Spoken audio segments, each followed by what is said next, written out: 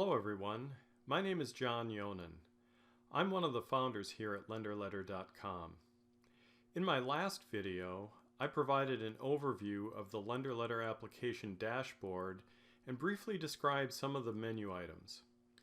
We will build on that video, so if you missed it, please go back and view my last video first.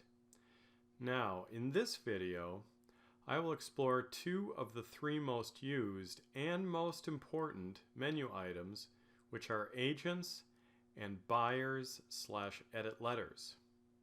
The third most important menu item is the pre-approval templates, which has three sub-menu items, and we'll dedicate a single video to template creation and use. So let's get started with agents and buyers. So first, we're going to just come over here, navigate to Agents, and click on Agents. And when you do that, you will see this screen. Now, at the top, we have a way of either linking to existing agents within the LenderLetter system, or to link to agents by inviting them and having them complete the sign-up process. So we'll go into more detail with that in a moment, but the agents table lists all of the current agents that you're working with. And there's a little, over time you're going to accumulate quite a few agents. So there's a method here of simply entering in a little search query. Now you'll notice we have Hank Holmes and my business partner John Brannon, one of the other founders. Since this is our test environment, you may see things like that. So, but John is a licensed real estate broker, so I guess this isn't too odd to see. So Hank Holmes and John Brannon. Let's say we were looking for John. Well, in this case, there are no B's in the name Hank Holmes. So if you just type a B here, it's going to bring up anything with a B in it. If I did an H, oh, John has an H as well, see? John. How about an S? Okay, Hank Holmes has an S in it. So you can see that it's a very fast, quick way to search the agent table. Now here we have the name of the agent, their email and phone number information, and if you want, you can click on this button here to view their entire profile, or you've got this button which looks like a little trash bin, right? But this is just to unlink you from that particular agent.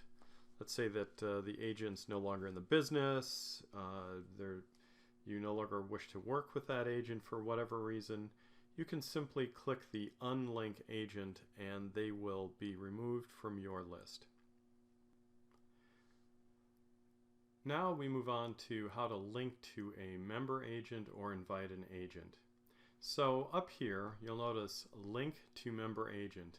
If you know that a particular real estate agent is already a member of LenderLetter.com, you can simply click in here and then put in their email address and then click link to agent, and they will automatically be listed now in your linked agents table.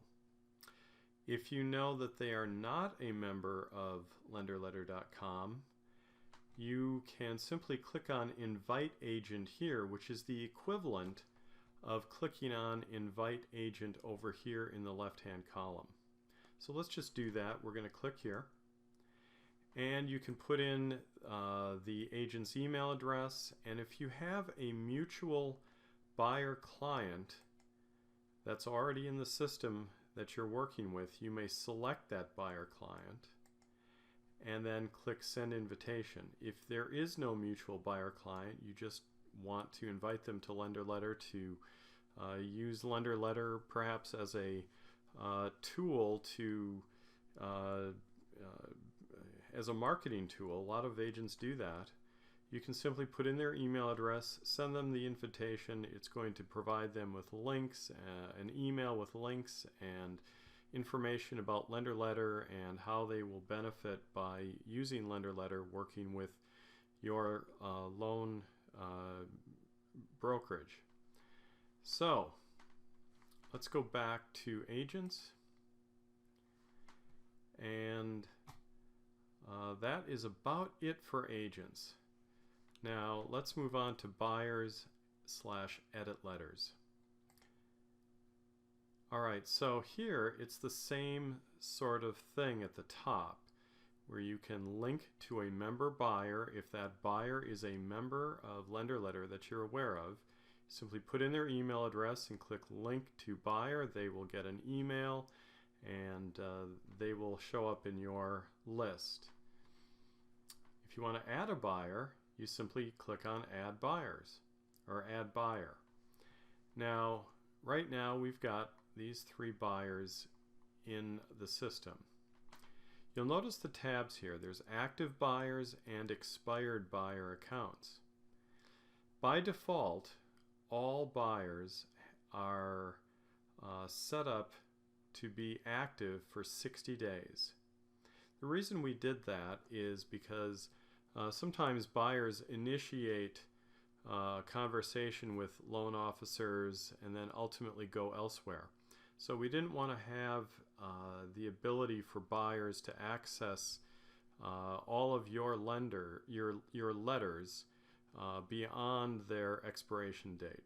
So we set it up so that a maximum of 60 days, and they can simply log in and click a request to extend, and we'll show that in another video, but you'll notice here account expires in, and when it is expired it shows up over here in the expired buyers accounts. And if we go over there, here's a list of buyers, and we can simply click on extend time, and that'll add another 60 days.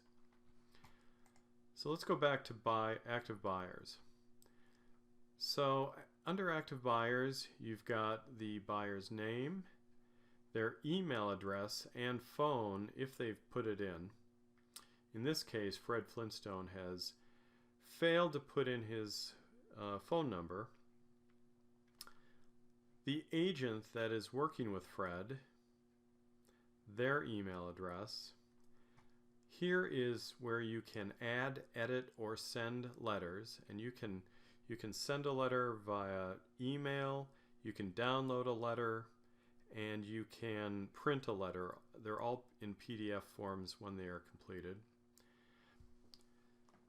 This next column is letter verification.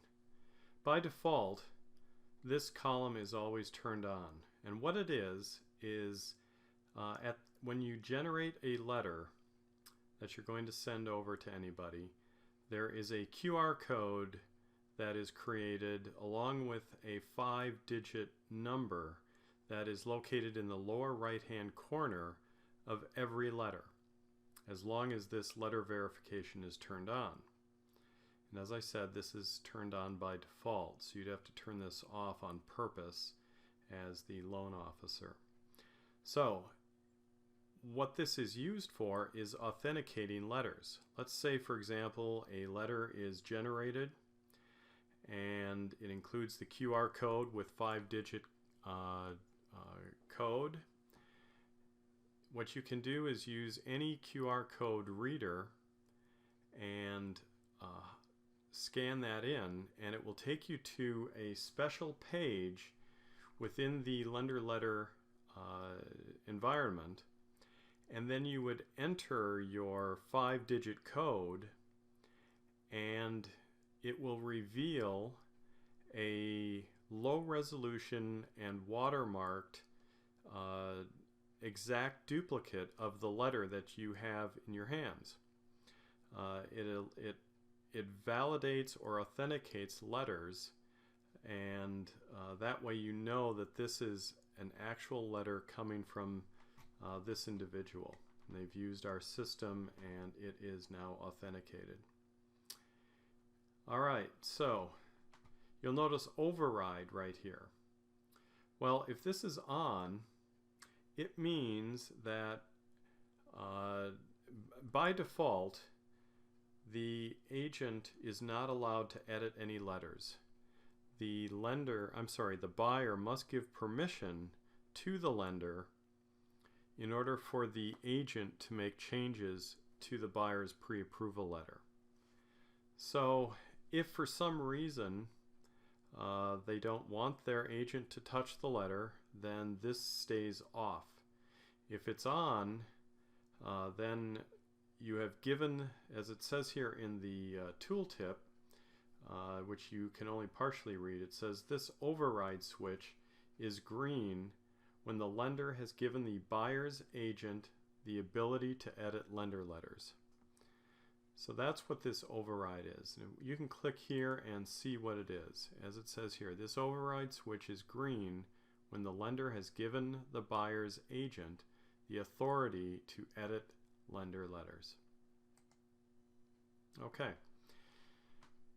Next, you can view the profile of this particular buyer. You may edit or change the agent associated with this buyer, or you may remove the buyer altogether by unlinking the buyer. And of course, like we had mentioned with agents, you have the ability to do some quick searches. That covers agents and buyers. It hasn't covered this section with letters, but that's in our next video. So for now, I hope this has been informative for you, and I thank you for watching.